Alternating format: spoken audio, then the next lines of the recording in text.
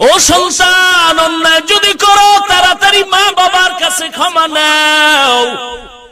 আল্লাহর নবী কথাটা বলা মাত্র এক সাহাবী দাঁড়ায় বলেন, ও পয়গম্বর, আমার মাও নাই বাবাও নাই, অন্যায় তো করেছি, কিভাবে ক্ষমা চাই?